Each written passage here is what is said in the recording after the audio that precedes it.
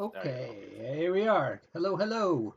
This is Dr. Norbert calling in from London and back with me, refreshed from his vacation to Asgard, the Huggy Bear.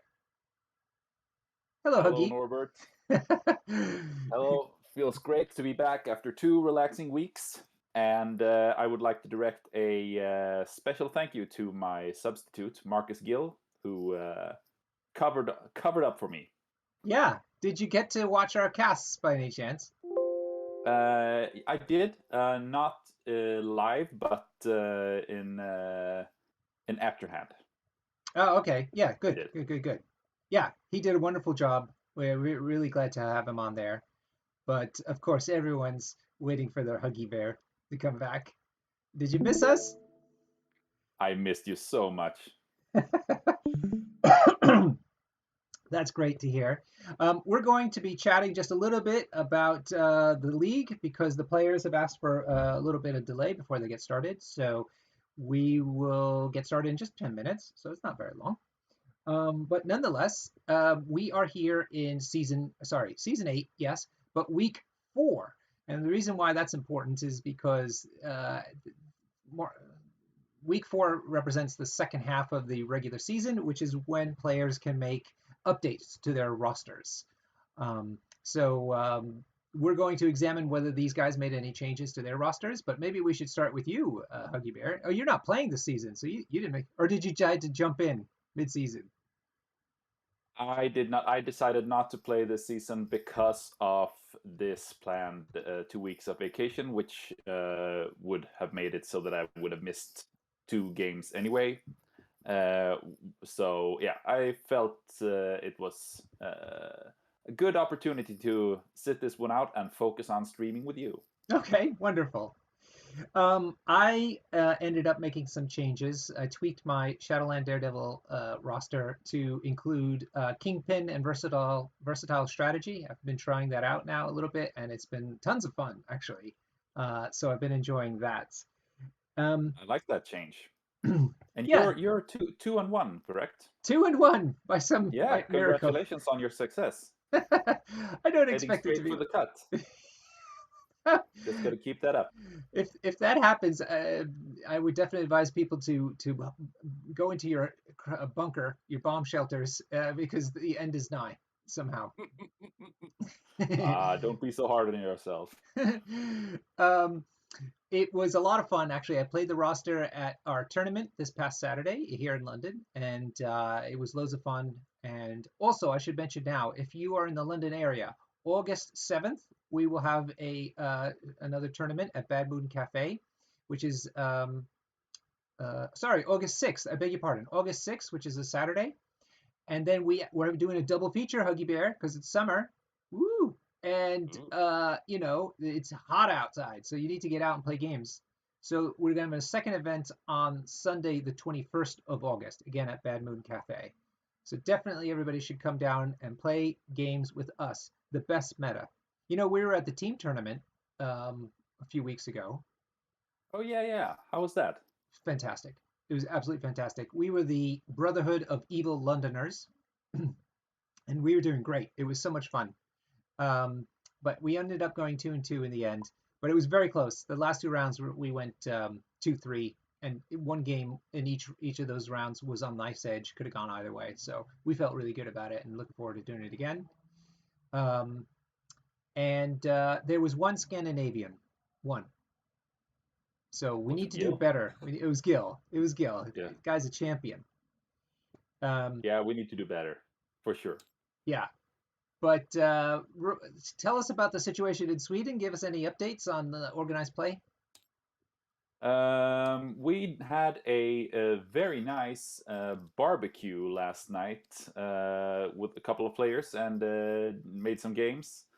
I was myself playing a ploy list with my friend Bjorn had told me that since I won a couple of tournaments a couple of months back, I was forced to. On the next time we played, I was forced to play Black Bolt and Electra in every team. So I was rocking a very weird Inhumans team, which I managed to win 0 games with. Uh-huh. But it was a lot of fun. I want to play with the Electra model, but I looked at her card and she just seems really hard to deal with. So I think I'm gonna give it a miss, sadly. I mean, I can see some corner case places for her, but she just needs a ton of power to do her fun stuff, and she's not getting any. Yeah, that's the thing. So you didn't see any way to get it either, huh? I mean, if she does her spender, she basically takes a model off the table, just like that. But I have a very hard time seeing her do that more than once per game, and probably on the back of a daze to herself. Hmm. So, I mean, exchanging a daze for a daze, I don't know Yeah, it's a real if shame. that's worth 4 points. It's a real shame because, like I said, I really wanted to play that model. Um, okay, Malekith. People wanted to know about Malekith. I think round numbers, he appears now in 33% of the rosters across the league. 3%. Does that make him the most popular character? Ooh, we'll have to wait for XP Xavier Protocol's Jacob to tell us that. I don't know if that's the Yeah, and he's case. not going to do that anytime soon because he's playing right now. That's right. We are here to watch the battle of the podcasters. Who's the better podcaster? Who's going to be have more accurate information? This is what we need to know, and we'll find out tonight because we have Xavier Protocol's Jacob, who's on the Danger Room podcast, versus Pat Dunford, who is on the Across the Bifrost podcast. Are both of these guys London based? No, Jacob's not London. No, he's in Brighton, No, which is a in little bit Brighton. south, not too far. But London, yeah, Pat's part of our local meta here in London. And people want to know about their rosters. So, Huggy, can you enlighten us? Oh, East lists are still hidden, apparently. Yes, PHP Chrono, but I happen to be in with the organizers, and so I think they told me that it was 33% Malekith across the league, and that would include those East lists. But sorry, Huggy, you were going to say about what changes did these characters make? I can tell you one because I didn't tell you before. Pat Dunford made no changes to his roster in the mid-season swap. Seems like he's pretty pleased, and that echoes what he's been telling us on his podcasts with TT. Mm-hmm. Yeah. And as I understand, Jacob made 2 changes, switching out 2 tactics cards. Um, I want to say that he switched in Follow Me and Fallback, but I Yes. can't really remember which ones he switched out. He lost Marked for Death and Face Me. Right. Now I've been playing a lot of Follow Me. Sorry. Follow. Wait, which is the one where you pay 6 and you get to go again? Follow Me. Activate it. Yeah. Okay. Yeah. I've been playing a lot of Follow Me, and I've been playing a lot of Fallback. Those are great cards. I can't believe we weren't playing them before.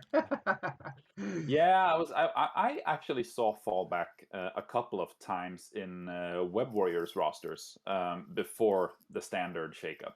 Okay.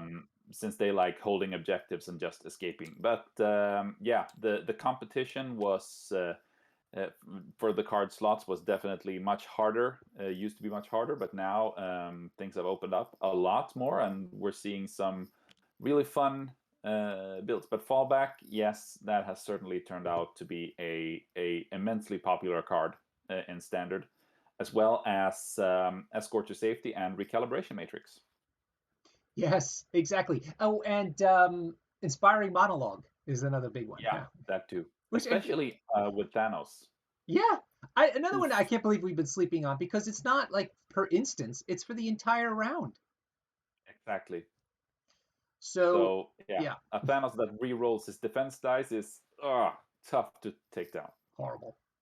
All right, look, the players are in the room, so why don't we let Hulkbuster here step down, and we can pop up the TTS game and see how we do. No, I want that. There we are. All right, here we go.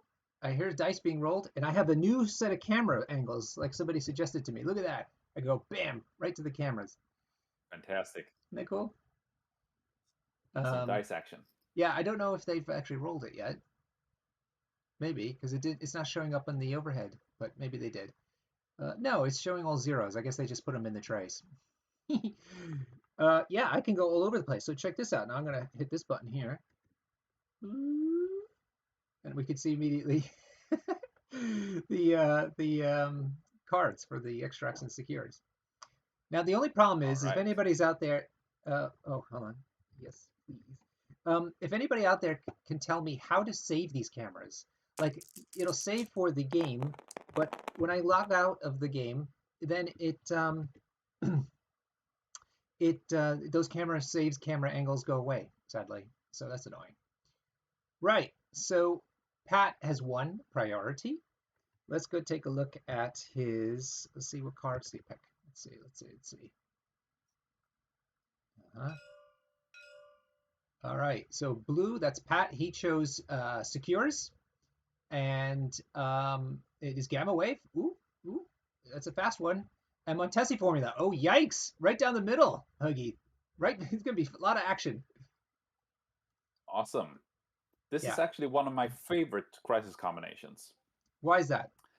And yeah, because it's I don't know actually. It's just so straightforward what you want to be doing. I would say that this um, opens up for a 15 points it seems. Yes. So that I was just about to say that this opens up for Jacob to put down a classic Wakanda wave Oh, on the yeah. table, 15 points, and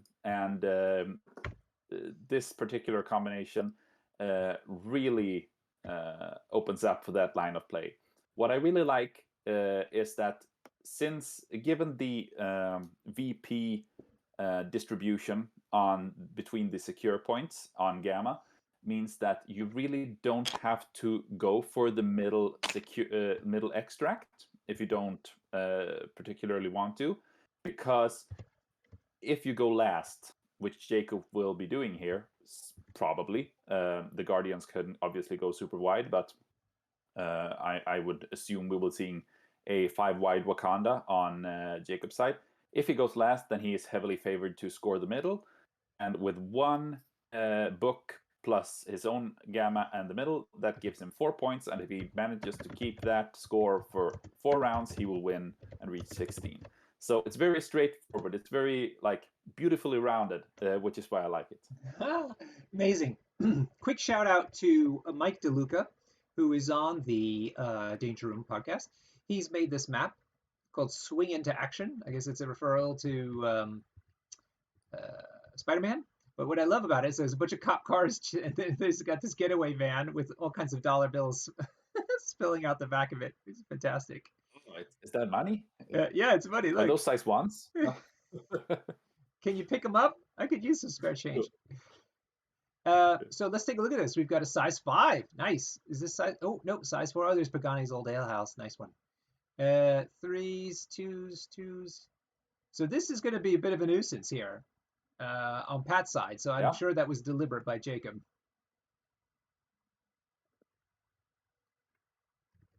What's up? I don't know if Pat has a ton of throws in his list. Oh, I would believe that he has Angela somewhere. Let me check. okay. That would be good. Could she throw 4? Size 4? Yep, for sure. She's not, at least in my opinion, she's not um, that far. I mean, he doesn't have Angela, so scratch that. Um, but we know for a fact that Pat loves his Thanos, and he can still run him here. He could do a Star-Lord Rocket Nebula plus 8-point Thanos setup, or he could try and go super wide with the 4 Guardians in the core with Star-Lord, Groot, Rocket Nebula, and then Winter Soldier Toad to deny Jacob that last activation, the all-important last activation to put the last hand to the finishing touch to the table. So I would not be surprised if that is what we're going to see. From Jacob's point, I would assume the 3 Wakandans Panther, Shuri, and Okoye, and then possibly Iron Man and Ghost Spider would be my guess. Hmm. Okay. Coddle is in the chat. He's made a good point that that building might be actually a good backstop against Wakanda. Yep, for sure, definitely. And Guardians also has the quite fun setup they can do with Rocket and Groot by placing backstopping Groot against Rocket, and then every attack going into Rocket will be bodyguarded to Groot, and Groot will be backstopped by Rocket. So Mm. that is a it's quite good to park those two guys on the middle gamma shelter, and it will be certainly be a nuisance for the Wakanda player to get them off of it. All right. Looks like we have rosters going up. So let me use my handy camera again here. Ooh. Let's see. Oh, I have to do this. Let's see. Come on, come on, come on. Oh, you know what? It's probably trying to get everything ready. Oh, this is a very, very narrow list. Is that correct? My God. Yeah, I did not foresee this, but Pat has chosen absolute violence. Gamora, too. Woohoo! Recalibration Matrix, Fall Yep, Back, Follow Me, Mark for Death, and Inspire Monologue. So all the cards in the new Challenger format that have been gotten a lot of attention recently are in his roster. indeed. And Now, Follow Me is in there too. Oh my God, this will be interesting. here we are, Jacob. We've got Okoye. Okoye! Iron Man, Shuri, Ghost Spider, like you predicted, and Black Panther. Let me Yep, just finish the cards. Helios, Wakanda Forever, Escort to Safety, Fall Back, Sacrifice. So loads of defensive tech on Jacob's side and loads of violence on Pat's side. Amazing. very classic Wakanda wave setup. Interestingly enough, he decided not to take Brace for Impact, probably taking in the fact that Pat doesn't have a lot of throwing characters on his team. It's basically only Drax who has a size 3 throw for terrain. And then we have Groot and Thanos that have built in throws with their attacks, and Gamora can also throw herself. But altogether, pretty much corner case options that obviously made him think that Brace is Not worth it. not needed. Yeah. Yeah. So everyone's deploying centrally, which is not a surprise. I mean, this scenario is just bonkers. The combination of crises here is just crazy. Yep. And Jacob is managing to fit all 5 guys just in that little alleyway there. Iron Man, Very Ghost nice. Yeah. Spider, Black Panther. The only downside to this crisis combination is that it makes deployment incredibly uninteresting because everything is just put down in the middle. Yeah, that's fair. You know. So that's the only downside here. But otherwise, I really like this. I really like this combo. So should have mentioned. Just heard in the chat. Jacob is actually 2-1. So if he does not All win right. this game, he gets knocked out of the possibility to go into the cuts. Mm. So a lot of riding on this for Jacob. Pat just needs to win. Ooh, something about cards. As I assume that Pat passed. Yeah, probably pass. Yeah. Pass, pass, pass. Now, this is going to be presumably a short game, just strictly because of the fact that it's such fast scenarios. So I'm going to start drinking now. Today, I have a rye whiskey that somebody gifted me, and I've never had something like this before. It's got a bit of port in it too, apparently. Mm. Are you one of the good old boys? Oh man, I don't know if it's politically correct to talk about that show anymore. Good old boys? We're singing "This Will Be the Day That I Die." Oh, that one. Oh Drinking yeah, whiskey drinking and it rye. rye. Oh no, I'm thinking of the Dukes of Hazzard. The Dukes of Hazzard, they made their own moonshine. It could have been rye, but probably not. It was probably corn based. Yes, Dukes of Hazzard. I'm not sure if that show is still allowed on TV, but there you are. This is not that. This is rye. It's made with Canadian rye too, apparently. Let me try it. Well, first, Skull, welcome back. Oh, What's wrong? early Shuri activation here. Interestingly enough, Yeah, um, she's gonna own that. He's got it. She's got a book now and is sitting on the back shelter. she generally likes to go late in the round to have some effect to make use of her push attack, but that's not going to happen now. Then again, Jacob has a ton of characters that can displace Pat's characters, so still a lot of control left in his pocket, even though Shuri has activated. But Thanos' good old fishing rod makes it very dangerous to place characters too far forward, because he will be able to serve them up to Gamora to let her have a go at them early round 2. What are you drinking tonight, Huggy? The people want to know. The people want to know. I am drinking a gin and tonic, Mhm. as per usual. It's Hernö gin, 54%, and Ooh, with some orange flavored tonic. ooh, man! Every day, Sentiments orange. every week, it's another combination. You need to open your own establishment. Oh, no, no. There are like at the Grand Hotel here in Lund. They have something like 100 different tonics. Oh my God!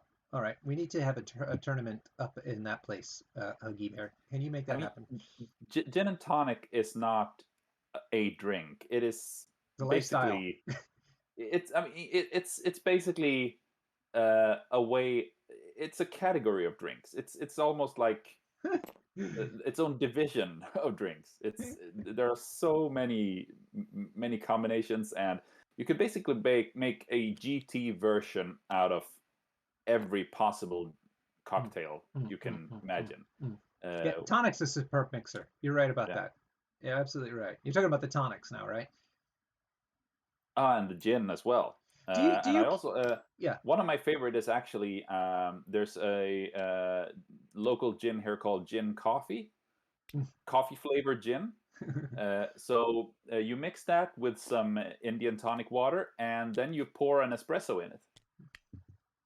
That sounds like a heart attack in a Finish glass. off with a bit of orange peel, and you have yourself a very nice coffee cocktail. Matt Alex is in the G&T team. He's enjoying. He says it's the best. Matt Alex, let us make sure we have G&Ts at Adepticon next spring. Um, Awesome. yeah, it'd be really great. I'm jonesing to go back to Adepticon because I haven't had anything here in Europe similar since. Notice here that Okoye elected not to pick up the middle extract, because that would mean that she would spend 1 power, uh, meaning that she would not go to 2 power Next round. starting round 2, so Yeah, that her bodyguard wouldn't be online at that point. right. Star-Lord, if people had noticed, is backstop against the building, guarding that shelter, and also has the book. um, Planted firmly against the wall. Huggy, as you know, our primary demographic on this channel is the Zoomers, Generation Z. They love us. They love us to pieces. They don't subscribe or like, but that's because it's against their kind of like cultural geist, like zeitgeist. They don't do that sort of thing. But nonetheless, they're our biggest demographic, and they appreciate all of our efforts. So I was looking into Gen Z a little bit, and I came across this article that said Gen Z is the first generation that is reading more television than watching it. So apparently they like. Reading television. Yes, reading television is their thing. They turn on the closed captions, even on English speaking shows, and they get to read it. Apparently because they can read it really quickly and then not have to watch the rest of the scene, and they can go back to their phones or whatever their other device is. That's what the author said, not me. Uh, Oh my. yeah. So no sound, just captions? Uh, no, I think they do both. I think they do both. They like to be able to look at their second screen, and also apparently, people, the producers have gotten onto this trend, and so now the producers have been putting really outrageous descriptions of things into the closed captioning. So if you watch Stranger Things with the closed captioning on, all the sound effects and things have these really crazy floral kind of descriptions to them. So uh, Gotta PHP check that says out. he puts on the closed captioning so that he can actually hear what's said. I totally agree. Sometimes people mumble, and I don't know what's going on, so I turn it on as well. But the question is, PHP, are you a Generation Z? Because otherwise, we whoop, there was a bit of lag there. So Huggy, I think uh, you're 40, so no, sir. If you were 4, you would be Generation Z. You were Alpha, actually. 40 is not. No. Yeah, I think you're an elder millennial, sadly. Not even a swanky Gen Z like me and Huggy B. Uh, Let's see. Huggy, so the point of all this is that I think we need to add closed captioning to our streams. That's it. That's what we need. So, who will volunteer to do the writing? I don't know. I don't know, but we have to get on that. So what is going on with this game here? I see a lot of sticks being thrown around. We've got Yeah. Iron Man now ahead of the back shelter, but in no man's land essentially. Ghost Spider is certainly in no man's land. She's not. Um, Setting up for the web line, I would assume. Uh, yeah, I hear oh, some dice being thrown, so she must be going after Gamora, who's on the center. oh, she got the push there, Nice. Okay. so no need to web line. But Thanos will be able to use his portal to put Gamora back, should he want to. Then again, that would force him to spend power that he could otherwise use to fish out Jacob's characters. Yeah. But what's going on here is Okoye on the point? Let's see. I would assume so, yes. Well, oh, there's no little symbol above But her head. maybe just within 2, not within 1. Yeah, not within 1. I think she was within 1. Yeah, I'm not sure. But he does have I Black think Panther she still. has a symbol above it. We're just looking at No, we're look. just looking at her sideways. No, look. You see? Ah, Yeah, well, she has to be within 2 at least, but maybe not yeah, within 1. right. My point is that he pushed off Gamora, so but it doesn't have somebody there who's going to take advantage of scoring. Mm-hmm. But maybe he just wanted to force Thanos to come forward because his real goal is Yeah. to beat the crap out of Thanos. Ooh. He said he placed So within the snap. One of the chatters is saying so. Maybe that's meant to be within 1. That would make more sense. yeah. But it looks So like now, Thanos is going to beat up Ghost Spider. yep, indeed. And he has a winged token, and Oof. oh my god, she might just get one shot here. One save though. One save. Yeah. Ooh. So that's 1, 2, 3, 4, 5 hits. Oh, and he gets And the then a winging. winging. Yeah. Oh God. It's horrible. And he also has to throw. What's So 6 points. there she goes. Don't mess with Gamora. No, Wakanda reroll. Wakanda reroll. Oh, okay. Maybe No, no. Skull. Welcome, OG Tryhard 2012. Are you a Gen Z person? We're looking for Gen Z. What is the definition of Gen Z? Um, Anyway, entitled where children does it begin? Where does it end? who are angry at millennials. I think is the definition. All right. I'm just kidding. It's just it's a stupid age category. I think they're in their most of them I think are in like their mid-20s, so they're in the workforce now, and they don't like the millennials. The millennials are problematic for them. People are talking about listening to podcasts and YouTube. I do the same thing. I thought it was just me because I'm old and impatient, but I listen to all of the podcasts and YouTube at 1.25, if not 1.5 speed. I can't manage it otherwise. Oh, you do? I do, Fascinating. yeah. I listen to audiobooks at twice the speed. Wow, twice. Oof. Yeah. In English. But yes. Sometimes if the reader is talking a bit too fast, I switch to 1.5. Yeah. But podcasts, I haven't managed to. There, I need to listen to normal speed, Mhm. because people talk. Uh, uh, how do you say it? They talk into each other's mouths. Right. Yeah, They talk over each other. they talk over each other. Yeah, so that makes it really hard to follow along if it's at higher speed than normal. At least for me, who is not a native speaker. Yeah, of course. You're not a native speaker. Hey, I have the opposite problem. When there's non-native speakers speaking English, they tend to go slower, and so I put those ones up faster. Yeah. uh, if anybody hadn't cottoned on to the filth that is a reality gemmed Thanos, this is what just happened. He one-shotted Ghost Spider right in the face. Then he decided to move Gamora, his girlfriend, right, or daughter, I should say. Ooh, that's kind of creepy. His daughter is now back into the shelter position. He then went ahead and proceeded to move Iron Man out the way, Okoye out the way, and Shuri out the way. And Shuri's like, no, I can't. Can't shoot anybody. Oh my Yeah, it's very. gosh. Jacob put forward two characters, which meant that Thanos did have a chance of attacking them quite early. I mean, it's pretty hard to avoid. You basically have to stay in your deployment zone more or less, not to be able to.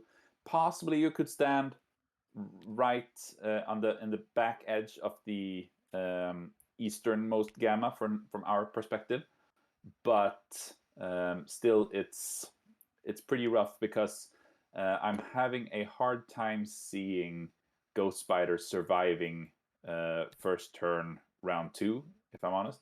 Um, Oh, poor Ghost Spider. Yeah, I would get rid of her yeah, too because she's just too much of a nuisance with her possibly, but movement control. well, Gamora is not positioned in a perfect place in order to take care of Ghost Spider, and Thanos preferably does not want to activate early in the round because he wants to go last and make use of his control, which we saw here. He moved all of Pat's characters off the points.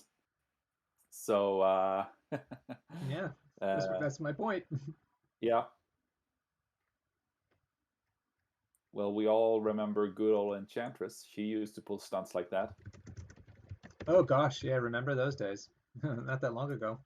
I don't know if Black Panther, from where he's standing, could possibly get on top of the car, because if he could, then maybe he could get within two of either Thanos or Gamora, Mm. punch either of them, push them off the point, and then pounce into the other to put himself on the point, denying Pat the 2 points for scoring the middle. Looks like he's gonna punch Gamora behind the car. Yeah, I'm sure that wasn't possible. Yeah. Yeah. All right, here comes some dice. Ah, Merzane, you're so funny. Not so great for Black Panther at all. So no damage into No, Gamora, which is good because she doesn't take damage terribly well. She dishes it out extremely well, indeed. but there's a push involved. There you go. That's probably the more important part of this. He is an absolute beast, at least in her updated self. Mm-hmm. Yeah, yeah, definitely. If you can get her into combat, things get ugly. Right.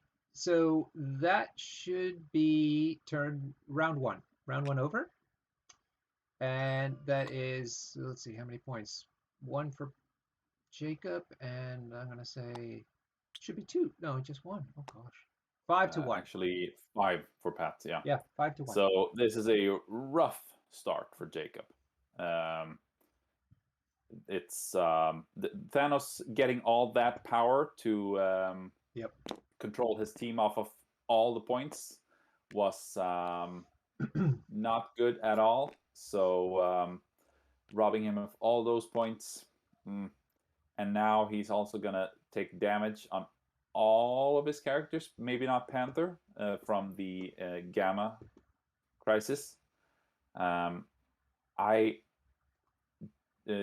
really don't see Jacob winning this game without killing Thanos, or at least forcing him to activate early in a round, which can be done by putting enough damage into him.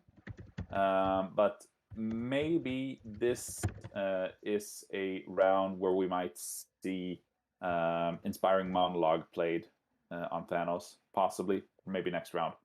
He's not. Pat currently doesn't have that much power on Star-Lord or Gamora, but one single activation can change that. Ghost Spider is a sitting duck.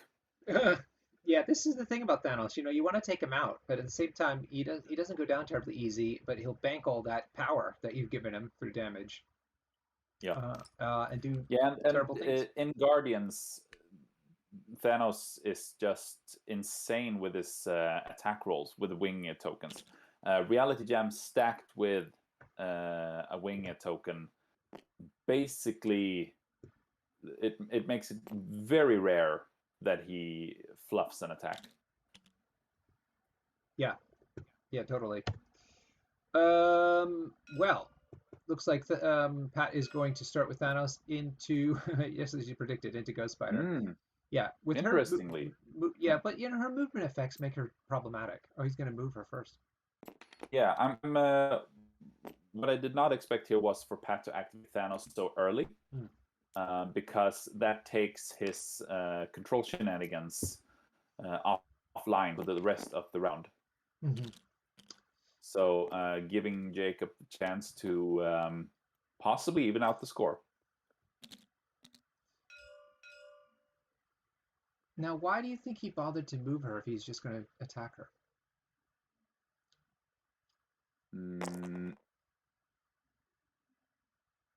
That's strange, right? Good question. Probably getting her outside of 2 from her friends so that she can't use sacrifice. Aha. All right, he really wants her dead. KO'd. Oof. Another crushing hit. Oh my god. Thanos is angry. That's how he. Oh That's my how he rolls. god. That's not. This is disgusting. That is not a surprising roll. Son of a bitch. That's 8 damage into no saves. So okay. Yes, it was good thing she was out of sacrifice range, I suppose. Iron Man would have been the one taking that one. Oof. Yeah, he might still take it. Yeah, I don't know who's on who's under who's on the menu. Yeah, who's on the menu next? Oh god. Oh, sure enough. Yeah. Oh my god, the control effects. Space Jam himself within 2 and just smack him.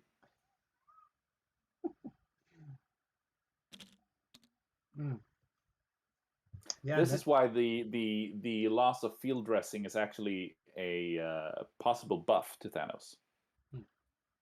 Because other people can't use it, you're saying? Yeah, you can't cancel one daze. A dazed character stays dazed no matter what.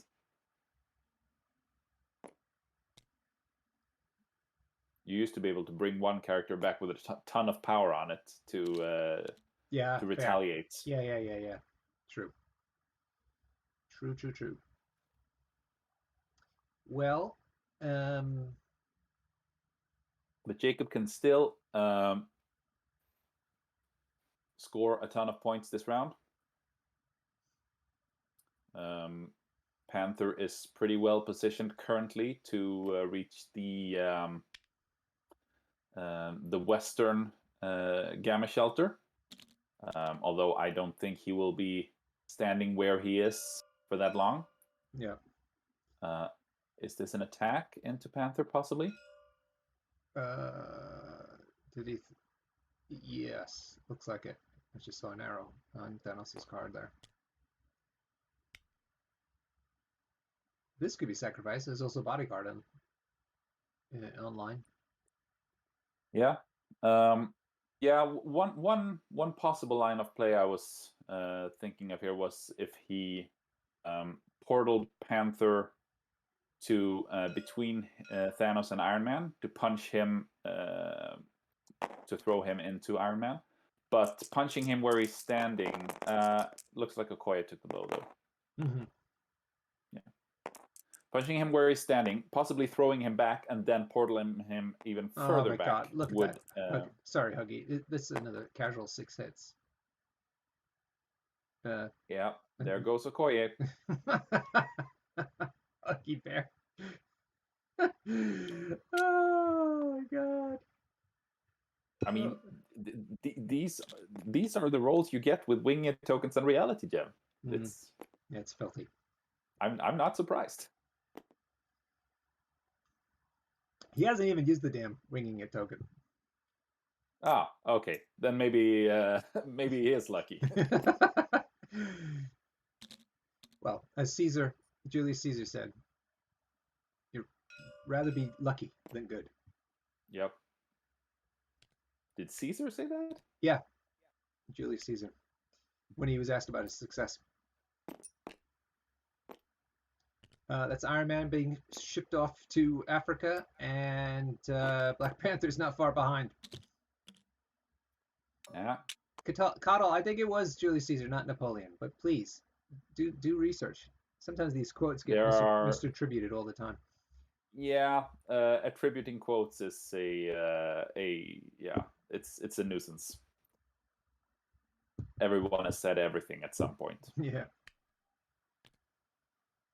Interestingly, Thanos used either a portal or a space gem to place Gamora behind himself, making it hard for Jacob to displace Thanos with, for example, Shuri, because he's now backstopped by Gamora, who is stealth. Stealth. So, and I don't think Shuri is able to get within 3. So that is a certainly a clever move by Pat. By putting Gamora behind Thanos. Yes. Right, got it. Because she got a charge, right? No. But she could walk up and shoot pounce. Thanos with her Panther gauntlet. Oh, Shuri. No, I'm talking about Gamora. No, she doesn't have charge either. She has a pounce. Yeah, that's what it is. Pounce. Okay. And she's also a significant threat to whoever activates next. Still no cards being played yet. Tactics cards. Mm-hmm.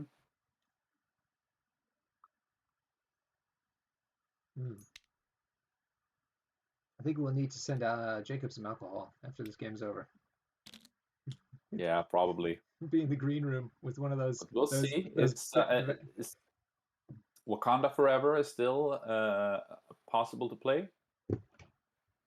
I would have thought that you'd try to go for a control game, though, considering that there's only 3 enemy characters. I think he is. It's just that Thanos controls better.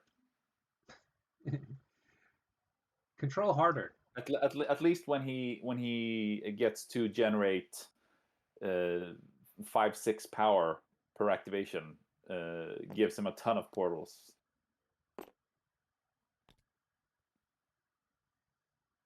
So, Coddle, what did your research show? Where is that quote from?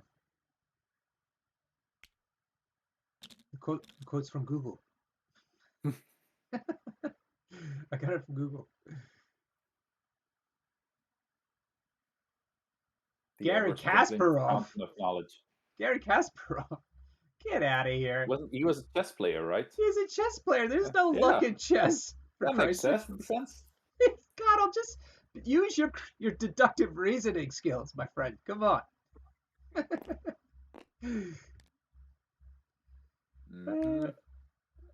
I'm not clicking that dirty link of yours. That's a fake link. All right, Iron Man's gonna finally do it. After all that deliberation, they all drew straws. Iron Man got the short one. Like Yeah, that. he's gonna fish for the important wild to possibly deny Gamora one action or Yeah, 1 pounds, yeah, maybe. yeah. I think she's gonna reach the back point anyway with a long move, possibly, maybe not. But as we can see, he's within 4 of Shuri, so he will be able to use rerolls from her, and he has 2 power for Friday AI. But yeah, will be interesting to see if he gets the wild. Not getting it could be significant. Yeah. Right, here we go. Iron Man into Gamora. See, Is it? another aspect to this is that placement of Gamora effectively forces Jacob to attack her rather than Ooh, Thanos. good hit. Ooh, Something from, yeah, yeah, nice one, Xavier. Ooh. What does he need to push? Is it a wild? a wild, yes. All right, so that's 1 save against 5 hits, so that's 4 damage going through. She's got 2 left. And Unfortunately, also 4 power. or 5 He now, just made her yeah. angry. Yeah. Yeah, and he can't do anything else more, so I mean, of course she's out of position, so that's helpful. Yeah. But well, let's see. I was going to say maybe he'll pass next, but Pat, that is. We shall see. He actually can't because Jacob has only got Oh, 2 characters left to activate. yeah, yeah, fair enough. That went fast. There were so many before. Mm-hmm. Okay. Thanos. What's this? Oh no, he's just checking to He's see looking ranges. to see if he can take out Iron Man with Gamora. I see. Iron Man has an activated token on him, so dazing him does not affect priority at the moment. Yep. And Pat certainly needs to keep priority for his plan to work. So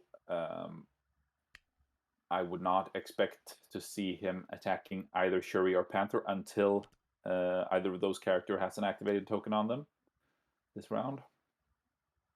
Oh, by the way, maybe it's not so relevant for people listening to this, but me and a friend of mine from the States created a video that we put out on Sunday, which shows you how to play the TTS mod, like all the different controls and how to set things up. Yeah, it's everything you need to Fantastic. know to get things started and then actually how to do things within the game. So you spend an hour watching this, unless you speed it up like the Zoomers do, and you'll learn how to play this game too, so you can play these matches. We encourage you to join the TTS MCP Discord server as well, because all communication comes from there.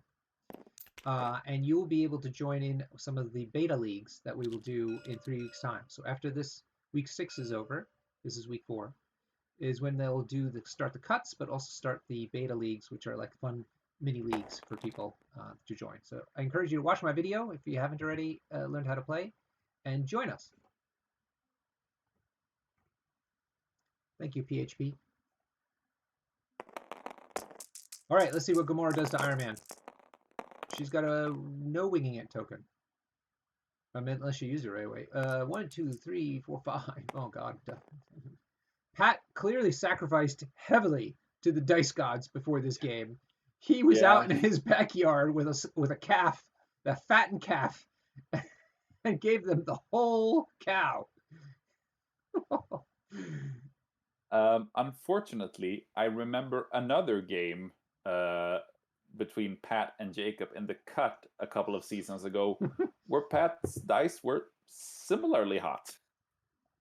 Oof. At that time, I think it was Pat playing Wakanda into Jacob's Defenders. Yeah, I remember Jacob getting spanked that game. He was like really unhappy about it. Right, so that's Iron Man gone to kind of not feeling well. Got a little knock on his noggin. Pat's dice don't like Jacob. No, no, they do not. Or they just love Pat more. I don't know. If anybody's doubting these dice rolls, you need to go into the TTS Discord and you type in !dice, and it will show you the results of 1.5 million rolls by these dice and what the percentage chance of each face coming up was comparative to what theoretical chance should be. Go ahead and do that. You will see how reliable these dice can be. Right, let's see if Shuri could do some, I guess, some pushing really off of Thanos. Let's see. Solid hit. Damage-wise, he is immune to her attack. Sure. Since he always negates, reduces damage by 1, and she cannot do more than 1 damage, so can damage Thanos, but at least getting off the point. I don't know about that angle, but why? Well, because below those measuring gadgets, there's a Gamora base, but I'm sure he's taken that into consideration. Yeah, she's underneath the stick, so it's fine.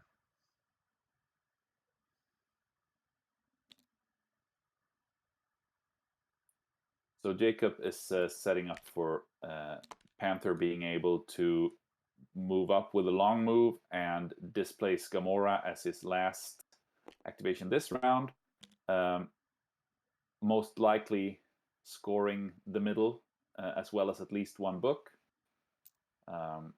Taking him to 5, and Pat is then looking at the chance of scoring possibly 3, unless Star-Lord moves to the middle to try and contest that. It'll also be interesting to see whether Pat will consider Jacob, will consider using Wakanda Forever this round or possibly the next one. Yep, I totally agree. Let's see, was that a tick or is he still going? Shuri's done. Right, so he just has Black Panther left, who is sitting here. Over here. And we have what's his name? Star-Lord about to do something. So Thanos isn't going to be scoring anything. He doesn't even take a damage from the damn shelter. Crazy. Okay. Gamora is scoring the middle point. And he's got 2 books. So that's 4 points so far in the bag. 5 unless he moves Thanos. Or not Thanos. Star-Lord. So he could do a hit and run, couldn't he? He can't because he's only got 1 power. Oh, okay, yeah, but if he shoots her... Oh, no, but he's... Yeah, he needs to pay beforehand. So Star-Lord will park in the middle, forcing out the Wakanda Forever if Jacob wants to score the middle this round.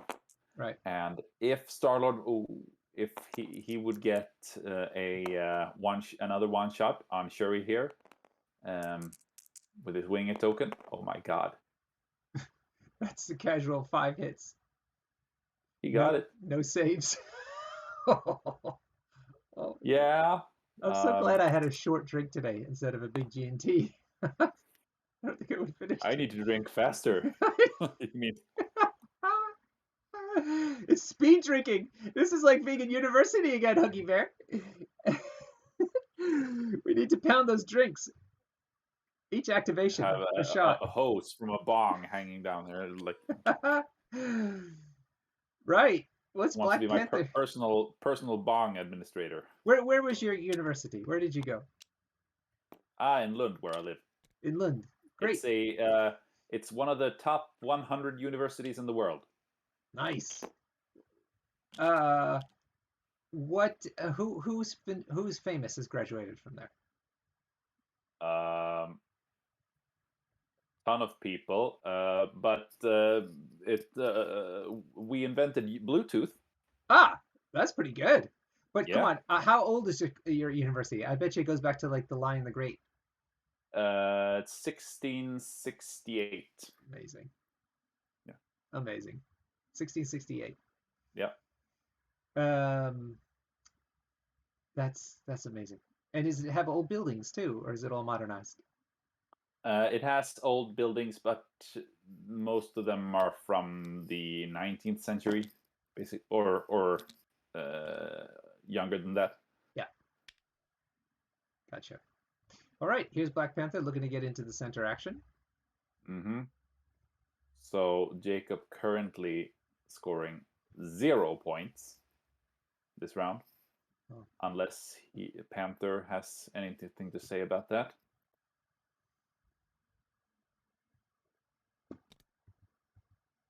We should we need to get those ice packs, those like little bags that you can put on your head with ice. Should get some of that ready. Yeah, yeah. For Jacob, that is. I mean, he could All right, possibly hope for taking Gamora out with a pounce and then strike Star-Lord to push him off and score the middle. Sure. But now he's placed himself on top of the car. I can still do it because if he pounces into Gamora, he would end up in midair, and that means he needs to go back to the last legal position, putting him back on the car. So it looks like an attack, or is it a pounce? You spend 2, at least. Yeah, she spent 2, so I guess is enhancing her defense dice, correct? No, yeah, she spent 2 for martial prowess Yeah. here. Oh, God, more crits. but Panther also spent 2, which would indicate that he has a Mantle of the Black Panther online. So 2 defense. Nice hit. Very nice hit. 5 hits. That is all the damage he needs to take her out. Yep. So she's dazed. Yep.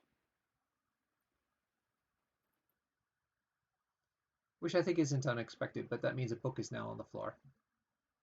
Yep. Hey, it's Chewie. One would expect. Hey, Chewie. Chewie, one of the came late to your own podcasting co-host's game, man. What's up with that? That's okay. He's probably attending to some pimp business. Chewie keeps his pimp hand strong. Right. So the book drops after the push because the push is before damage is dealt. Right. And then. So he's got the book now. Yep. I got the book. He could spend 1 power to get the 2 VPs for Wakanda Forever by pushing Star-Lord off right here. Right. And it's a control game. He's definitely not going to go for attrition.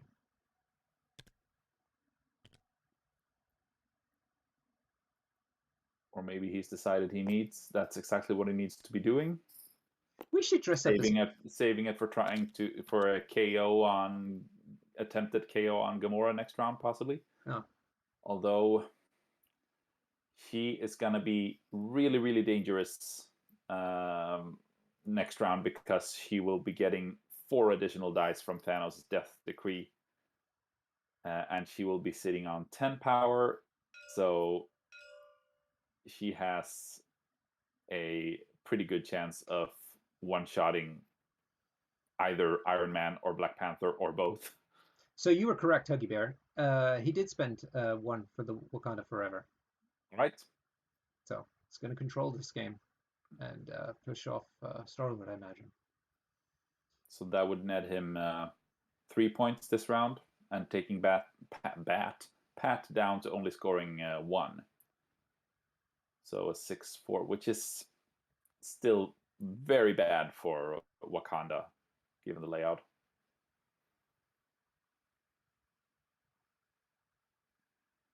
I'm wondering if we should get dressed as pimps on a show once. What do you think? I'm thinking like a big hat. Sure. Big hat. Ostrich feather. What? Exactly. What else? Leopard shirt. Yes. Yeah. Yellow jacket. Clearly. Would be good.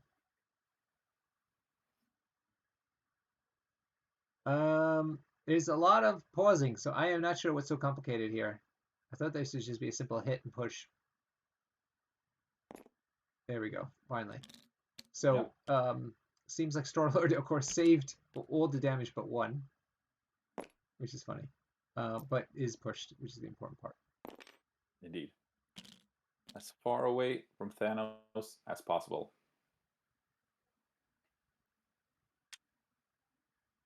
All right. Yeah. So the dice gods needs to really smile on Jacob for this first turn of round 3 here. Pat is certainly going to make an attempt to daze or KO at least one of Jacob's characters, I would expect. And if he fails to do that, then Jacob will be in a position to retaliate. Okay. Gamora would be my guess to go first, possibly pouncing into Iron Man, attacking him, and then doing a spender into Panther with Death's Decree from Thanos. Who's he going to go after with Gamora? Panther? First hand Iron Man. He needs to take out Iron Man because Jacob has Helios Laser. Oh. And if Iron Man lives, then that Helios Laser is going to come down on possibly Gamora to KO her instantly. Right. Yeah. Right. Yep. The chat agrees with you. So the dice gods need to be kind on Jacob and allow him to survive this. Could possibly use escort to safety to get out of range. Mm-hmm. Would not be a bad option, I think. Shuri has enough power to use it. Oh, dirty. Why doesn't he just pounce forward then first? I don't know. I don't know. It looks as though she would impact him. Maybe because he is not sure whether he will end up within 4 of Thanos for the Death Decree later. Mm-hmm. Yeah. Fair. They're talking about it now. They're probably talking through the opportunities. Mm-hmm. So another thing about the Zoomers, apparently they love Gen X music. You know, they're like discovering it, kind of a thing. 80s music. Well, no, 90s, or early 90s, late 80s, that kind of thing. So I wanted, I'm bringing it up because I came across a song, a rap song, which is not usually my thing, from the early 90s, Bay Area rap. I highly recommend it because it's very, it gets into your head. It's just very catchy, very catchy tune. Zoomers out there. It's called Mr. Dabalina. And I forget the name of the act that does it. I think it's Lev the Homo sapiens or something like that. I don't know, but look up Mr. Dabalina. It's great. My favorite was Mr. Bombastic. Yeah, that's a good one too. What's a Zoomer? Zoomer is a nickname for Generation Z people out there, Chewy. I'm not sure if you fall into that category. You might. You might. You're very fresh faced. Ah, somebody knows Mr. Doubleina. Nice one. Chewy, 32. No, I think you're a millennial. They hate you too, by the way. Yeah, Dell. Thank you, Hibernia Scholar. Dell, the funky Homo sapien. That's the guy. Yeah, Chewy, you're on the tail end of the millennials, so like nobody, you get no respect. The Zoomers don't like you, and the elder millennials look down on you. It's sad. But Sing Gamora. Gamora is going to do the pounce as we saw it.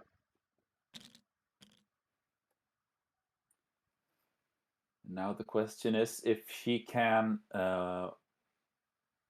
take out both Iron Man and Panther. Note that Iron Man is now within 2 of Shuri, and Sacrifice still exists. So yeah, so Iron Man got. I mean, within 2 of Okoye. I mean, so there's the chance of a bodyguard. Iron Man got pulled out of the way, as we suspected. So he's down over here now. Yep. But he's still within 3 of Gamora's attack range. Yep. She has an attack range of 3. And Gamora wants him bad. So he's all over that Helios. So Gamora spent 2 to do her pounce. So that's why she was down. And now she's did her spender. But what's this now? This is a bodyguard to Okoye. Oh, okay. Bodyguard. Okay. Boom. Boom. I did not see if Thanos paid for Death's Decree here. Oh, possibly not. That's five hits. To say no, loads of Oh saves. my Woo! god. Ooh, Okoye, rocking it. Woo! Or yeah, but For what? yeah, it's still only 1 damage. Oh my god. Iron Man can live.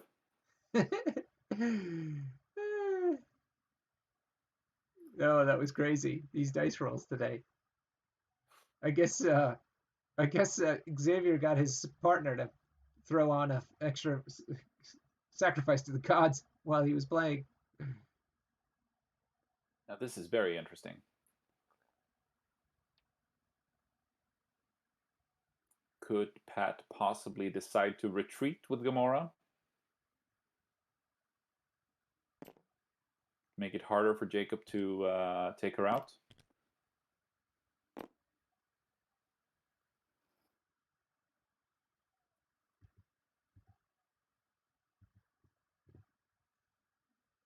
Whew. You know, the thing about those Helios Uh, is it's they. oh, What's up? Jacob has just played fallback Uh huh. He's protecting to the get shit out of her. Okoye. Yeah, protect Okoye.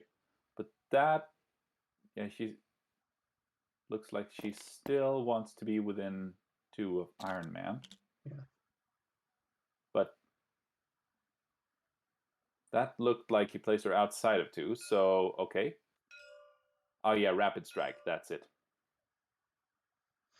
Yeah. So Coddle, what Thank you, Cathal Ramon. Huggy Bear is saying, Rapid Strike would have allowed Gamora to attack twice, and because she's outside of 2 now, that is she's ineligible target. Yep. And there we see the Death's Decree. So this is the big one. Into Panther. Into Panther instead now. Jacob needs a good roll. Not a ton of skulls. Keep it alive, Jacob. Keep it alive. Oh no! Oh no! What the hell? What? Oof. I think I think Pat sacrificed an 2. entire cow, not a calf. 3, 4, 5, 6, 7 hits. Jacob can survive this. I think he can get to 5 blocks if he's lucky with his rerolls. Meaning that I would only take 4 damage, right?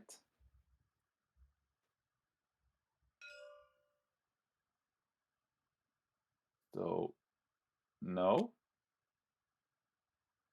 Nope. He decided not to do the reroll. Okay. Oh, he's dropping the book. Saving the power on Shuri for later, Helios. I suppose. Helios. I was. Yeah. So we were looking at 9 hits. 9 hits. So and yeah, the probability of getting all blocks even with rerolls is of course way less than 50%. So possibly a good call by Jacob. Yeah, it was pointless. Basically, you're saying it would have been pointless to reroll it. You know what they say: don't throw bad money after good money. Yeah, right. Or not, don't throw good money after bad money. Yeah. But Iron Man lives. And he's done inspiring monologue on Thanos. Helios laser, suck my ass. Yeah. The question is who's gonna get it. He doesn't have a ton of power, to be honest. No, Jacob, there's not that much on the table. 8. It has Iron Man's 8 power. He has 4 on Shuri and 1 on Okoye. That's not a lot. No, but Black Panther too. But he's dazed. He should be dazed. Oh yeah, of course. But he has forgotten to put a daze token on it. Where's the Wargaming Dad? Get in there. Yeah. So that would be 8, 9, 10, 11, 12, 13 dice. Yeah, that's not the greatest. Helios laser because it's very swingy. It could be enough to KO Gamora, which is probably all Jacob can hope for at this point. Ah, I see. Yeah, sure. Redirect it. Redirect it on Star-Lord.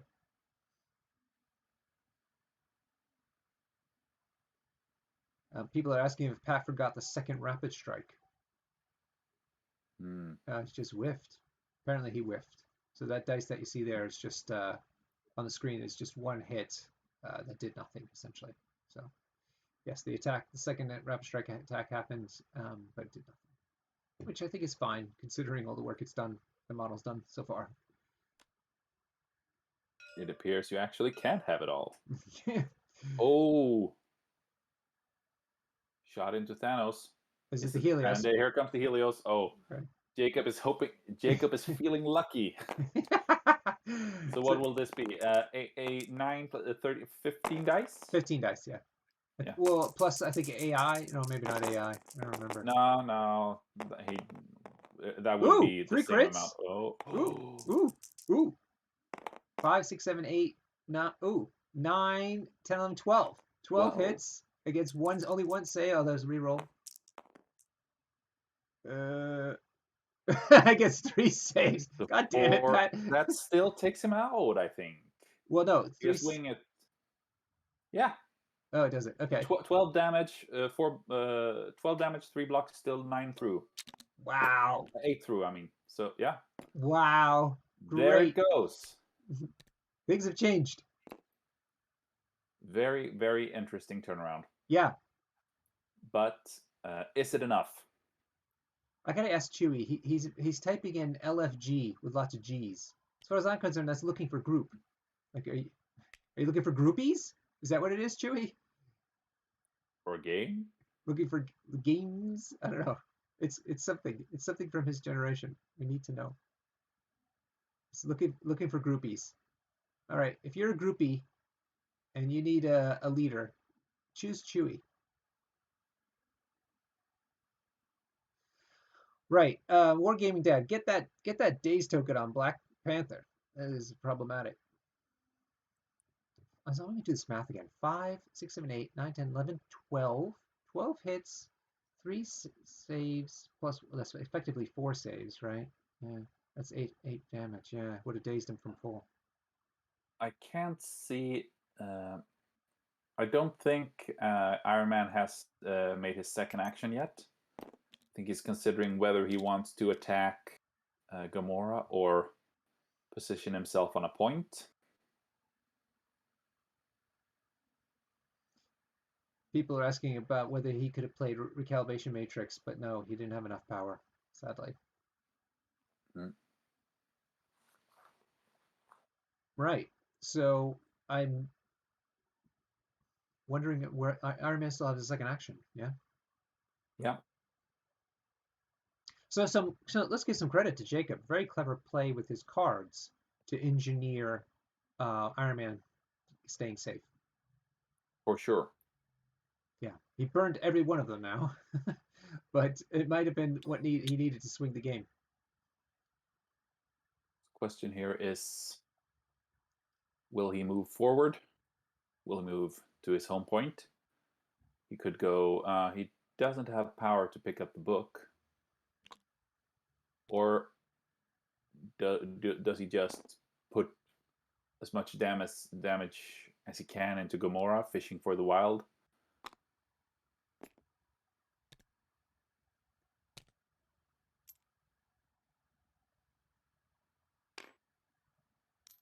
Goes for the safest route. Yep, just go ahead and stay on the back point. Yep. Thank you, Wargaming Dad. He will most likely take a full auto to the face from Star-Lord at some point. Yeah, for sure. Who's left? Shuri and Okoye are left. Yeah. Shuri is on the back point, but she doesn't have to stay there any longer. Possibly. If Pat passes, then maybe Shuri could move on to the middle point and push Star-Lord out of the way. Then again, she needs to push Gamora off if he wants to score the middle. So I've been told that players needed a break. I think after all that, excitement. Yeah. Everybody needs to calm down. Either that or Jacob's checking on the sacrificial pyre that he's got burning in the backyard. He must have realized now that the fat has started reaching the nostrils of the Geist gods. Um, and Pat's just going to be playing around with some tools.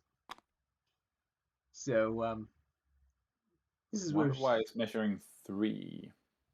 Star-Lord's got a 4, right? Or does he have a 3 spender? Yeah, it's a range 4. Maybe he's just checking just to make sure that Shuri is within stealth range of Gamora.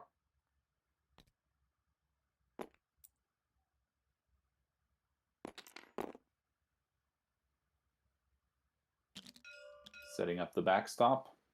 Mm-hmm. Interesting. Star-Lord again. I guess attacking Shuri. Yep.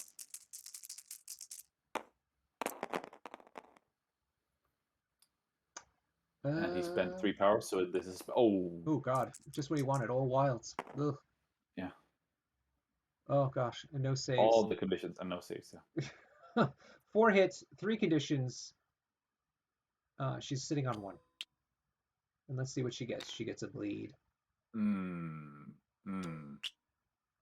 She gets a slow. So she's only going to put out 1 shot. And she's going to get a shock. That doesn't matter too much. Yeah. But poison would have been nicer on her. Poison. Who was doing that in the chat? Who was doing the lyrics to the Poison song? Poison, poison. Rule device, blood like ice.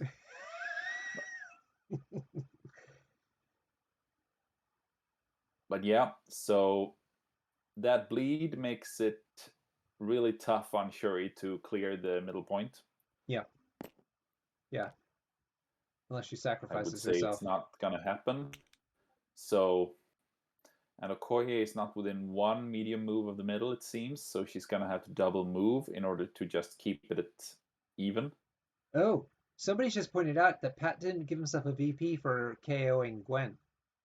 Oh, but he's Guardians. in He's Guardians, not Black yeah. Order. Ah, I got foiled by the excitement of an extra VP. They have podcasters? Get out of here. Oh, man. I gotta stop listening to all these podcasts full of false information. Fake news. Fake news. Don't listen to that podcast. Okay, so this is Okoye getting up into the grill of Star-Lord, looking to be on the point. Yeah, and simultaneously staying on the car, making her an ineligible target for Gamora's pounds next round. Yep. But this does not gain Jacob a point because he's got. Oh wait, I beg your pardon. Yeah, because Pat's got 2 on that point. I mean, I suppose he could sacrifice Shuri for the sake of 2 points. Mm-hmm. She is kind of likely to die next round anyway before getting to activate. Well, he just cleared the bleed though, so he's got different ideas. So he should get forcing Pat to spend an action on taking her out. It's also a thing. But points are points. Not bad, but the point is more about the push. Yep.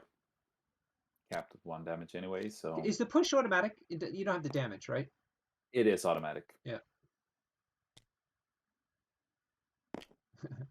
Hey, Nate, when's NashCon? Tell us a bit about NashCon, and did you sell those last 5 tickets?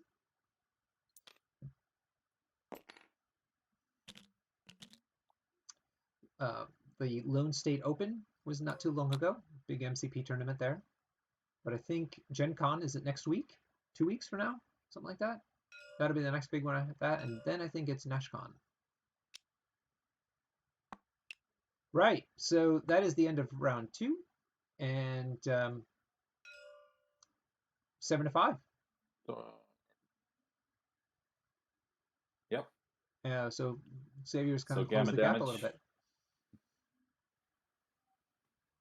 7 to 5, yeah. Yeah, And 7 to now 5. Thanos doesn't have his control left, but the question is, does Jacob have enough fuel left in the tank with his remaining characters to still pull out a victory from this? Right. Um, I would say it's highly unlikely, but You if never know. um, Pat has another some bad rolls start of this round, we might get some excitement. So Nate's telling me that NashCon is August 19th to the 21st. There are 5 tickets left. I would highly recommend anybody who's able to get to Nashville, Tennessee to snap those up. It's going to be a fantastic con. It was probably the first American con to do MCP after the lockdowns. And so it's got a bit of history to it. Sounds perfect.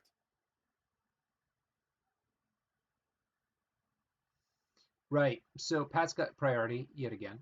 And it looks like Gamora is looking to take out Shuri. Yep. Okoye is not there to help her, and Xavier Protocols has no cards left.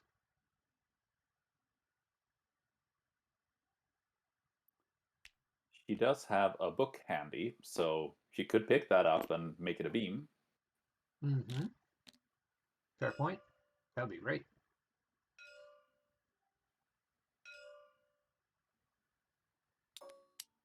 So Marked for Death, Mark Death on Black Panther. Panther, Some, denying him defensive rerolls. yep, and making him slow. Yep. Um, if anybody in the chat is going to NashCon, give us an F. Let's see the NashCon love. Love, love, love, love, love. Actually, give me a G if you're going to Gen Con. I'd be curious to see what's happening at Gen Con, what AMG is going to be doing there. Give me an F or a G. F, F, F. Nice one. A lot of Fs there. Ooh, NashCon's going to be sweet. So how many people usually attend Gen Con altogether? Oh, thousands. It's like 50,000 people in its heyday, 50,000, yeah. or maybe 75. It was something crazy like that. Yeah, Fantastic. yeah. I don't know how it's going to be now with post-lockdown. They did one last year, but it was really underattended, as you can imagine, because people still had to wear masks and COVID was still running around rampant. Oh, Matt Alex, don't say a maybe F. You got to F it. Get to NashCon. There's only 5 tickets left. It'll be totally worth it. Oh, Pat activated Thanos first, Mm-hmm. teleported up with a space gem, and now he's punching Black Panther, possibly hoping to score the wild and throw him into Shuri Ah, to do that last bit of damage. oh, there you go. Another 3 crits. And there's the wild. Oh my god. Yep. So he's got 6 hits there to And 1 save. No. one block. So yeah, that's exactly what he needs to KO Panther because of the throw does the last point of damage. Clonk. Oof. Nice. Wow. Yeah, because that's 6 hits, 1 block, and then 1 point from the throw.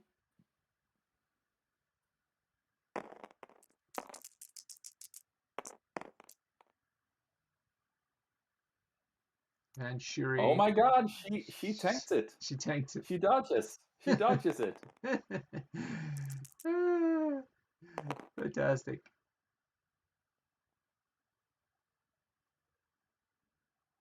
Amazing. Shuri lives on 1 hit point. Yeah. Thanos is going to go ahead and beat up Okoye now. So Yeah. she's the next nearest target. Possibly she's also close enough to be thrown into Shuri. That'd be amazing. But yeah, we all know what Okoye can do. Not a good hit. No Ooh, wild.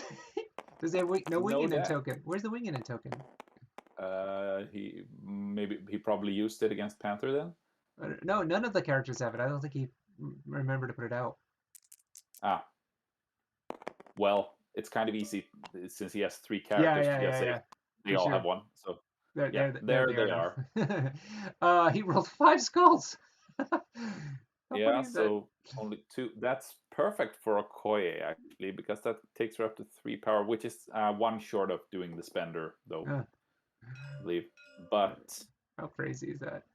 Thanos is spending a ton of power on Follow Me. follow me. Ah, yeah, Gamora's gonna pound her. Oh God. yeah. Oh, we all thought Jacob was gonna have a shot, but no. Gamora says no. Oh, and a book too. Gonna take the book. Can she catch both of those characters in a beam? Maybe.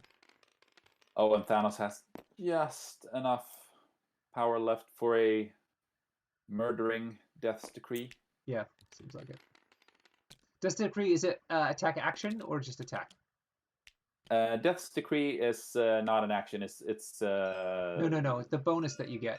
Does it apply to It's attack, just attack. So just attack? not all of the attack rolls of a beam. All right, so I'm not sure who's getting the extra dice yet.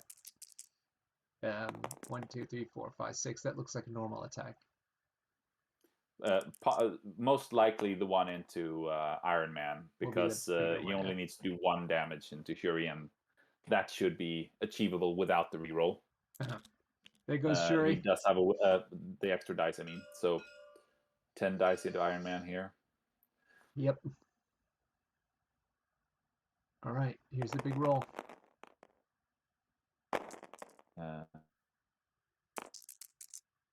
I do think that her change other dice to hits is Ooh, an innate superpower. Oh my god. it's a crit still to roll in, and she's got her winging token. Yes, and not only that, for each wild, she can change 1 die to a hit. No wild yet. Winging token didn't help, so that's 5 hits altogether. 4 damage because of the invincible Iron Man. Yeah. Yep. But And that's Gamora. yeah. He's got Tough times. yeah. Jacob has exactly 2 damage points left on the board. Oh my God. Thanos is also activated for people watching at home. This is Okoye. Can Okoye possibly She could take out Star-Lord with 2 throwing spears? possibly. Possibly.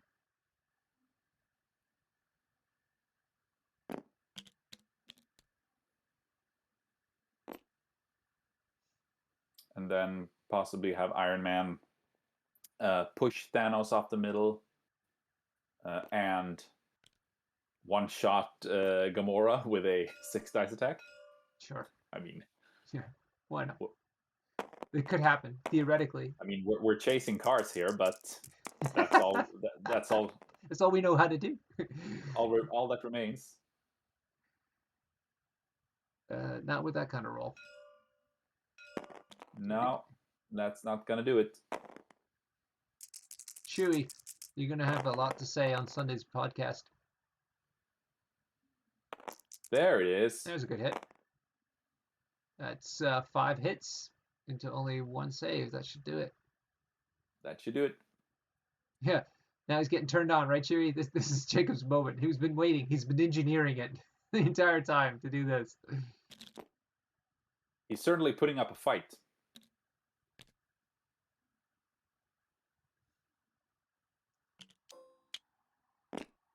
All right. Days is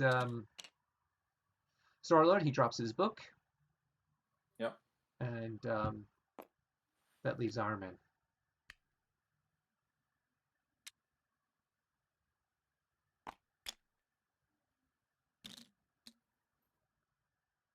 Okay, so Iron Man will have to go after Gamora, presumably. Thanos should have an activated token on him. Yeah. Where's Wargaming Dad? To the rescue.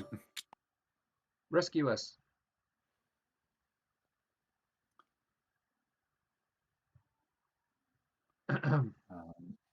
So now if Jacob manages to push both characters off the points at least, he could take this to a 7-8.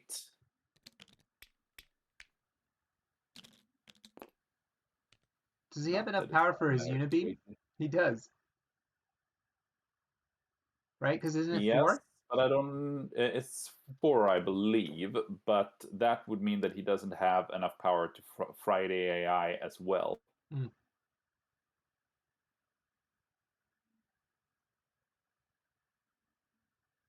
Well, all he needs to do is roll 6 successes, and Pat rolls 0 defense, and it'll be fine. Yeah, it'll be fine. It'll be They fine. say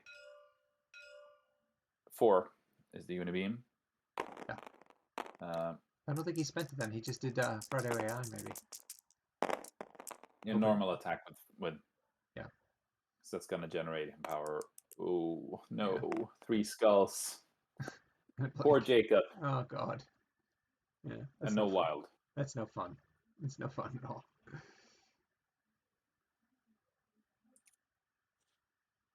Woof. Shadow Marvo's like, woof. Where's Hyper Viper? I'd like to see Hyper Viper in here sometime. Yeah, yeah, not much steam left No, for Jacob here. he's got one more hit attack. Come on. Come on, little buddy. Pump out the jams.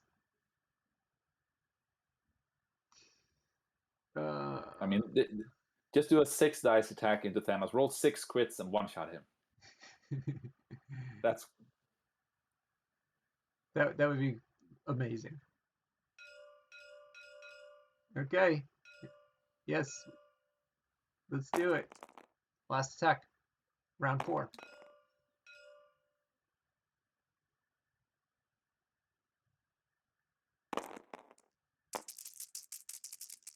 You hear the dice?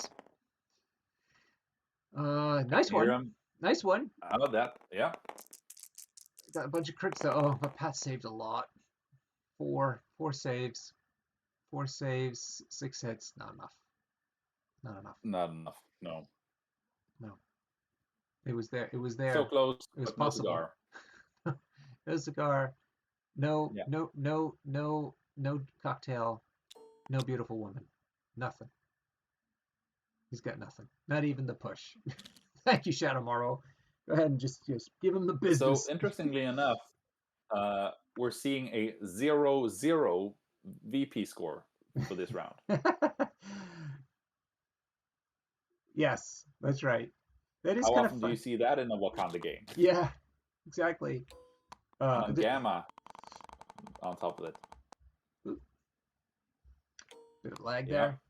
there. So who will be the character to do the last 2 points of damage that Jacob has I'm gonna say Gamora. across his team? Yeah, that would also be my guess. Yeah, Gamora's got a book.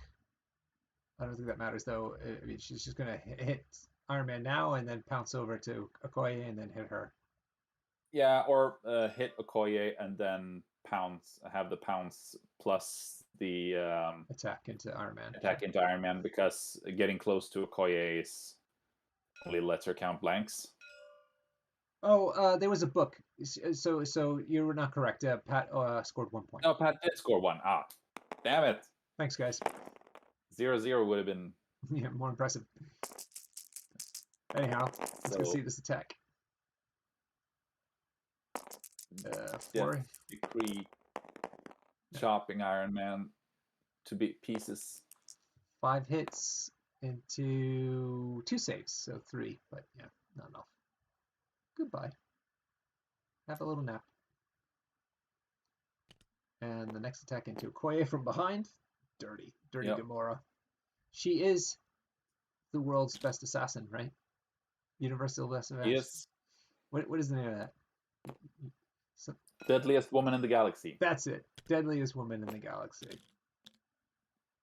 Shadow Marvo is remarking on the game that Pat played against Big Blake when the tables were reversed on Pat, which is so true. This is a Big Blake game if I've ever seen one. Look, is Okoye going to survive this? 1, 2, 3, 4 versus 3 hits. I think that might have been it.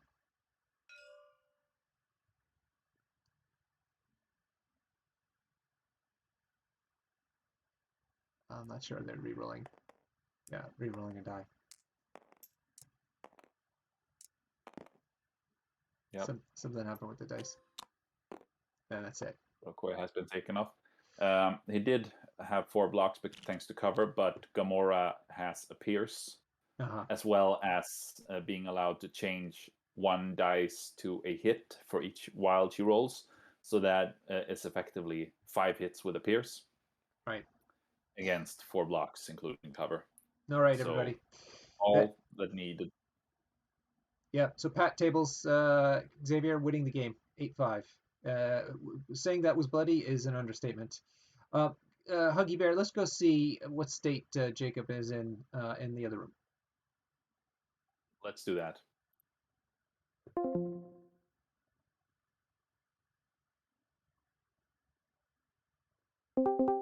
Hello, gentlemen.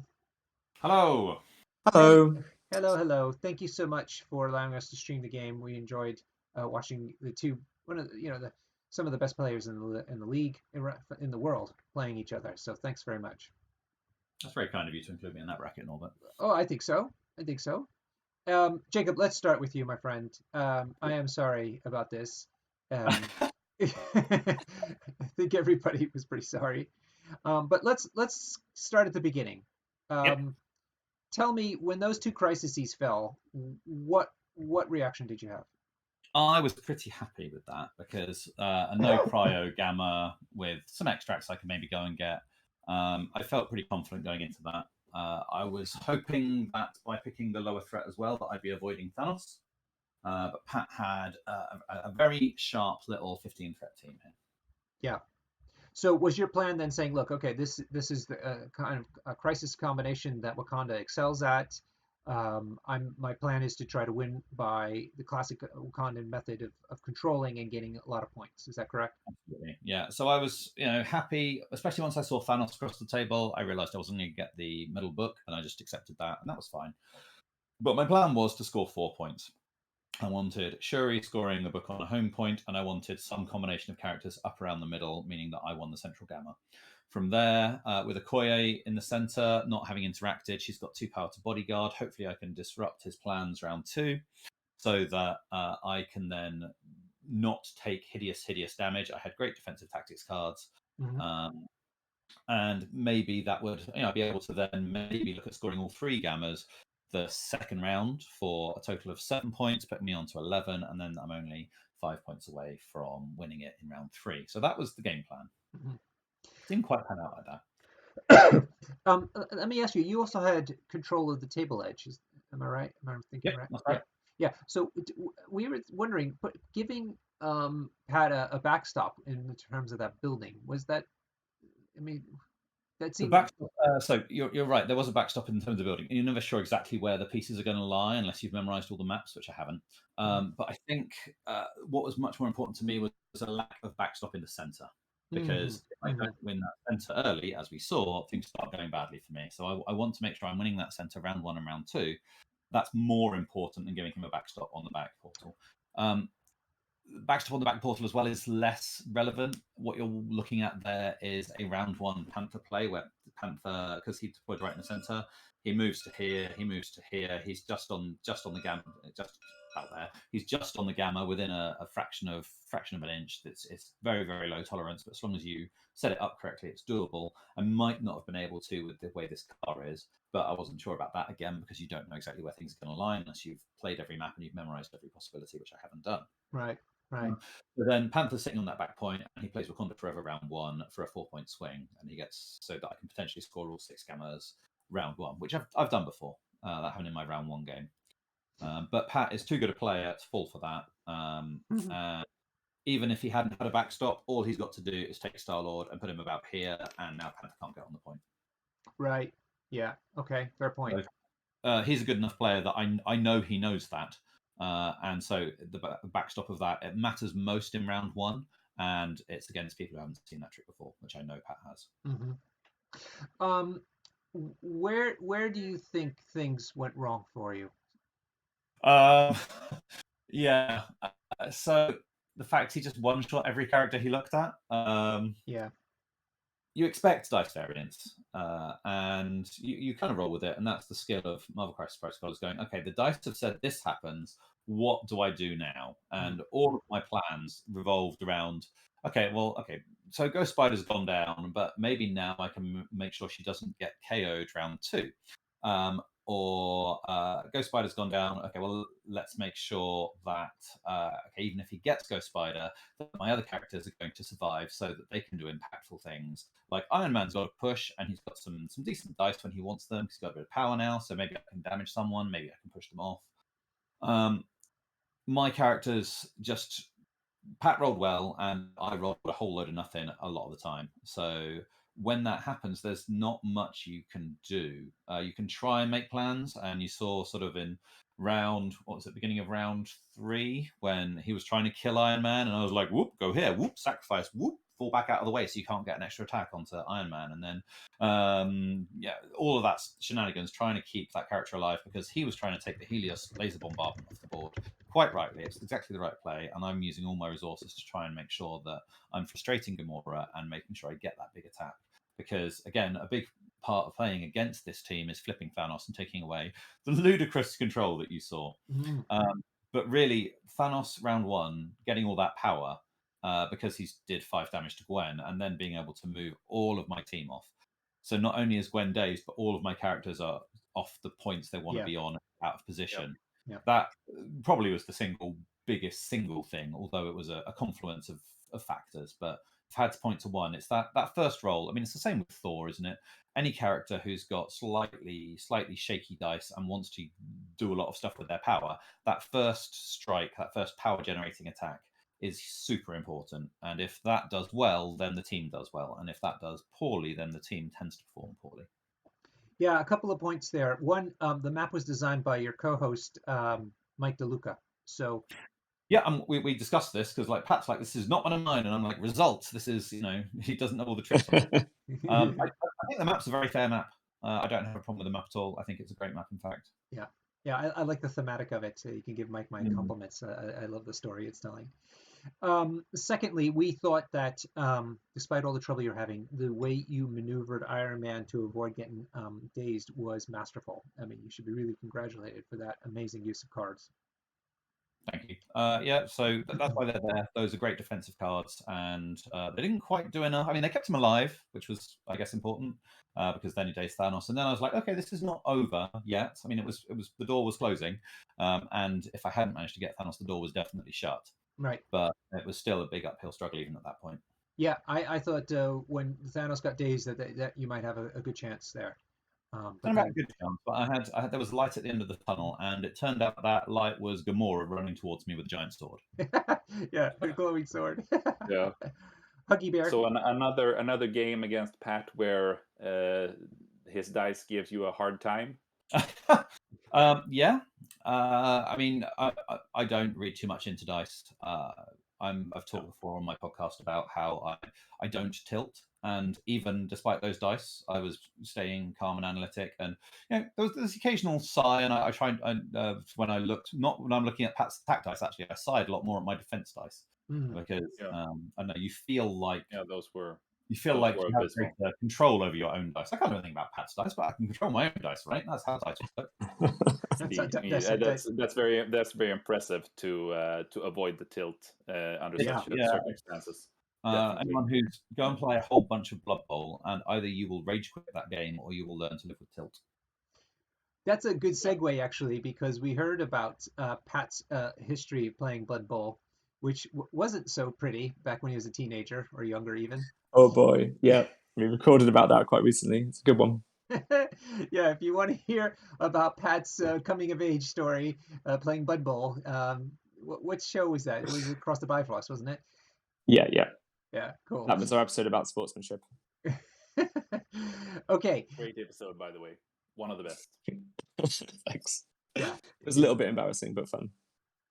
I think it was helpful to people to realize that you're a human being, not a Pat bot. Maybe it's just a robot programmed to lie well. It could be a thing. All right, Pat. This game seemed really reminiscent of the one that you played against Big Blake when the tables were turned, though. Yeah, I was outrageously lucky at the start of this game, right? Outrageously lucky. And it really swung things so hard in my favor. And then even when things started to even out later on, it was too little too late for poor Jacob. When the crisis was selected, our crises are quite similar. We've got, out of the 6 combos, we've got 3 the same. My other 2 secures are better than Gamma for me, but I knew we both had Gamma. So I was just hoping, okay, regardless of who gets priority, doesn't really matter to me because my team is going to be smaller. So Jacob's going to have the last activation no matter what, and I'm going to have priority on turn 2 no matter what. And there's a 1 in 3 chance of playing Gamma no matter what. And I was just hoping, don't care about priority, I just want to avoid Gamma. And then we got Gamma. And I thought, okay, it's a bit of a blow when I have priority to get Gamma, because it's the one thing I don't want. But if I can get some early damage, then I can force my way through and he won't have enough activations to score enough points. And boy, did I get some early damage. So I think this matchup is quite tough for me, but I was so lucky at the start, it really helped me a lot. So you're saying it's harder for you because this sort of configuration favors the Wakandan strategy. Is that correct? Yeah.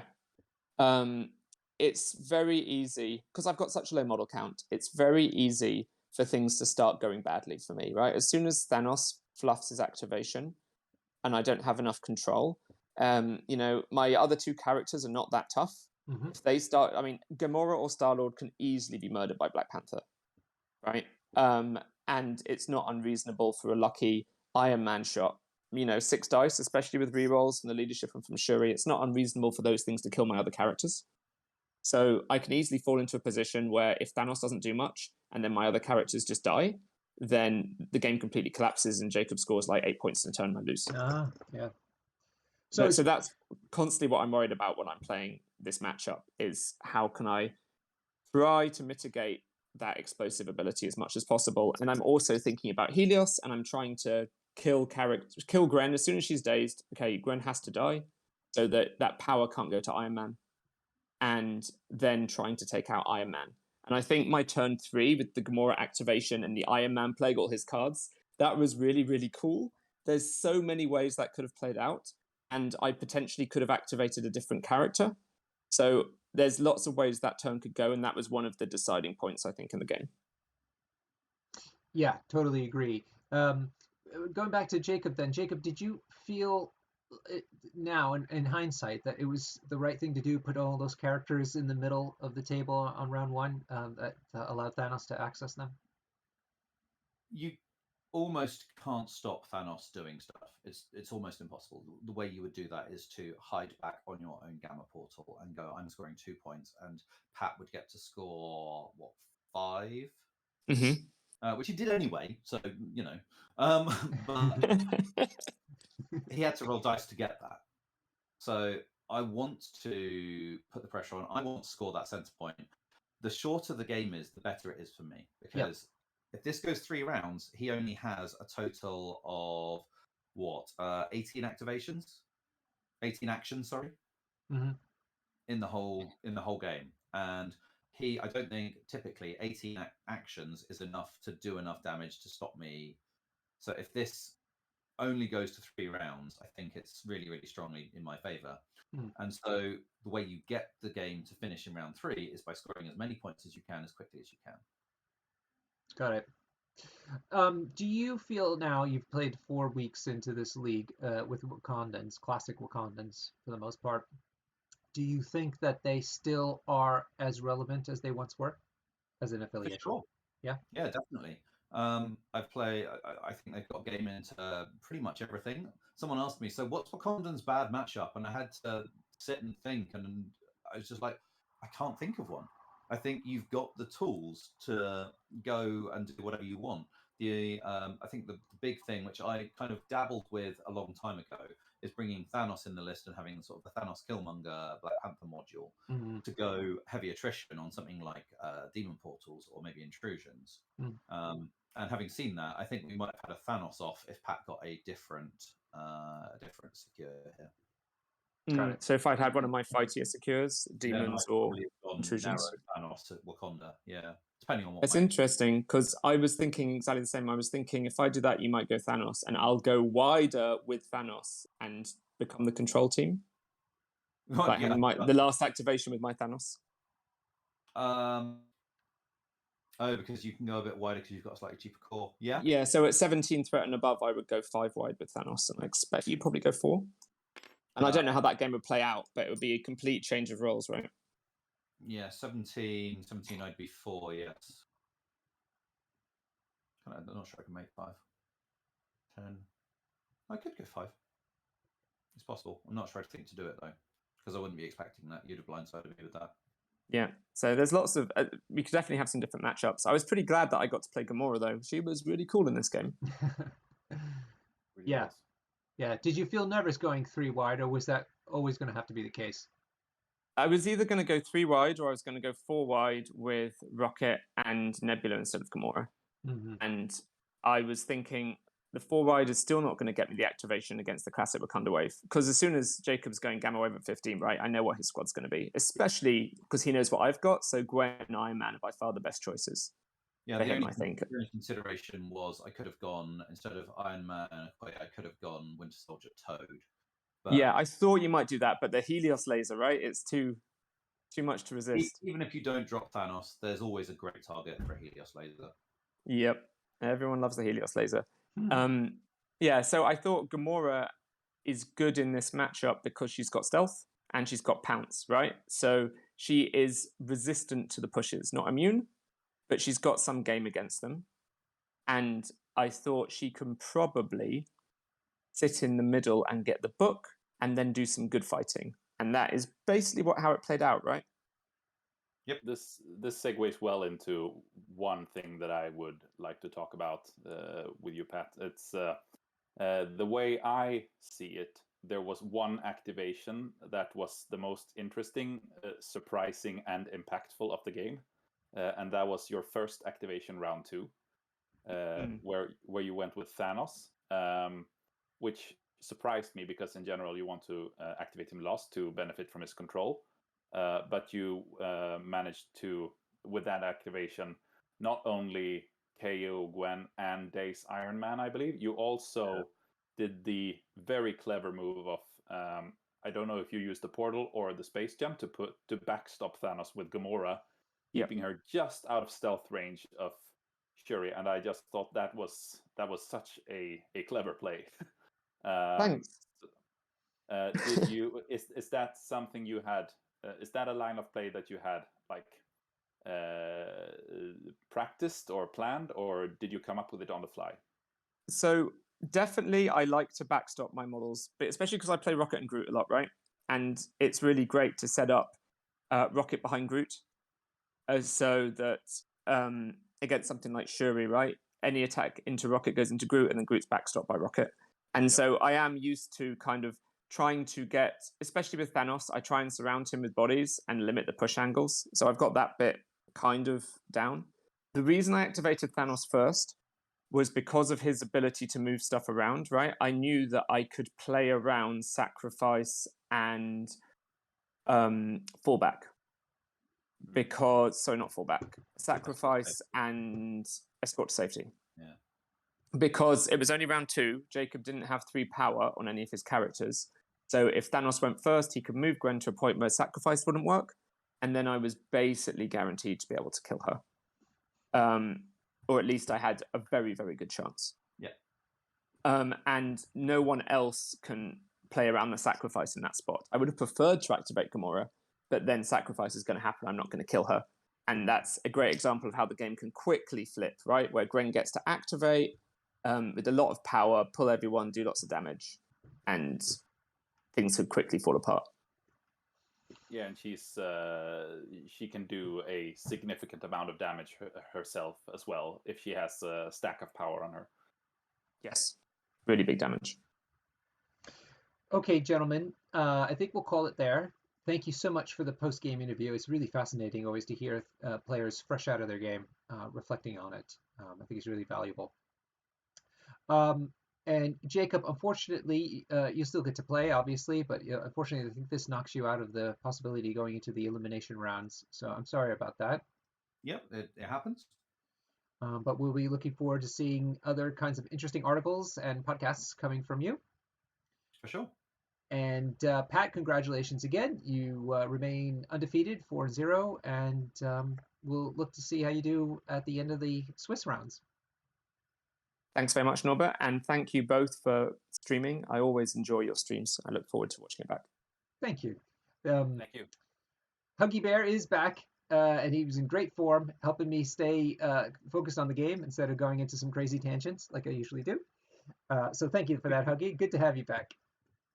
Pleasure, Norbert. I had been waiting for this.